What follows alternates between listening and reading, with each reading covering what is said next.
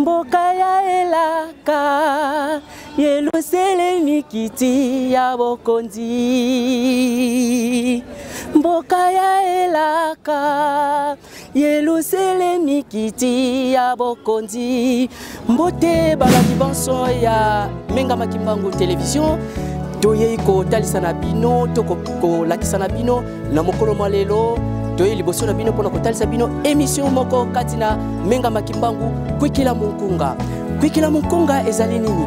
Kwikila Munkunga ezali moko ya émission oyo ezali ko accompagner bayembi banso oyo basangana kana yamba tata molimo mosantu pona ko kumisa à travers banzembo ezala ba groupe instrumental ne Kwikila Munkunga émission na bino e yeyi liboso na bino bokolanda yango na bitando nyonso nde na esika wana toko beta lisolo kati na Kwikila Munkunga na Menga Makimbangu nde toko talisa bino ete lolenge kani nzembo ezali na kati na lingomba na biso valeur ya chant kati na eyamba tata molimo mosantu pe kotalisa bino lolenge kani mosala yango ekosalemelaka ndenge nini bakozulaka nzembo ndenge nini bakokomisaka yango po ekoma na niveau oyo bino boyokaka po ete ekobima na miso na bato et kopesa lisusu le sens ya chaque mouvement oyo lisanga oyo sanganaka pona koyembela tata molimo mosantu na eyamba na ye tokotalisa tokobeta lisolo na yango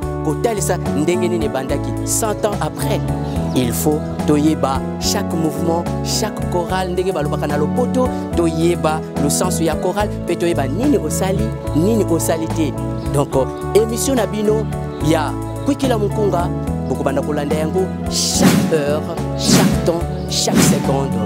Ndenge bomesana kolanda biso chaque fois tolobana na bino boye mission ya Menga Makimbangu ezali ko accompagner œuvre ya tata molimo mosantu bisika nyonso pe kolakisa na mokili mobimba misala oyo tata molimo mosantu azali kosala po ete baike bakolanda biso ya bisika nyonso bayeba ba comprendre mosala ya tata molimo mosantu le paraclet awa na mokili totombeli bino banso bolandi malamu tosengi na bino kaka bosabone ebele pona kolanda émission na bino baye banso bazali na posa kozwa biso numéro na biso ezali wana 089 86 38 819 tokobandela yango lisusu pona mbala ya mibale 089 86 38 819 esika soki obengi biso tokoya esika yo ozali po te tobeta lisolo ya nzembo nde topesi bino mbote ebele botikala malamu bosabone ebele. Mboka ya elaka Yelusele mikiti ya bokonzi. Mboka ya elaka Yelusele mikiti ya bokonzi.